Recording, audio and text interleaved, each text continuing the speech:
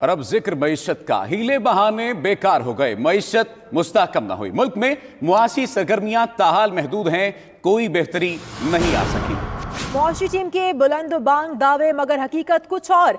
इशाई ज़रूरिया बदस्तूर महंगी, अफरात ज़र भी जू का तू है। तमाम इशारियों का मुआशी सूरत हाल से बेहतरी का कोई ताल्लुक नहीं। स्टॉक मार्केट में बेहतरी का भी आम जिंदगी पर कोई असर ना हुआ। वर्ल्ड बैंक के मुताबिक पाकिस्तान की GDP ग्रोथ 2.7 तक रहेगी। मुआशी माहिरीन कहते हैं कि GDP ग्रोथ में 1.5 साल तक मसाइल रहेंगे।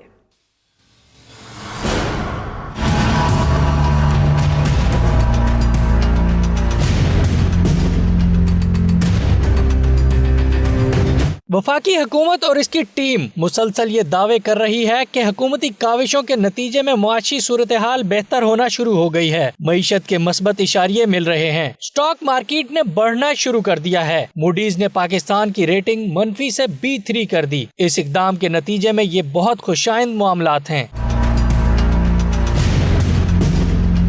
हकीकत में इन तमाम इशारियों का मुआशी सूरत हाल में बेहतरी से कोई ताल्लुक नहीं। मूडीज की पाकिस्तान की रेटिंग मनफी से B3 करना कोई बहुत इम्प्रेसिव बात नहीं है और इसका मुआशी सूरत हाल और लोगों की जिंदगियों में बेहतरी से कोई ताल्लुक नहीं है। तो हुकूमत का ये दावा भी दुरुस्त नहीं हो सकता कि मूडीज की रेटिंग से मुआशी सूरत हाल बेहतर होना शुरू हुई। स्टॉक मार्केट के बढ़ने का भी आम आदमी की जिंदगी में कोई फायदा नहीं। बुनियादी अशिया जरूरिया बदस्तूर महंगी है, अफरात ज़र इसी तरह मौजूद है।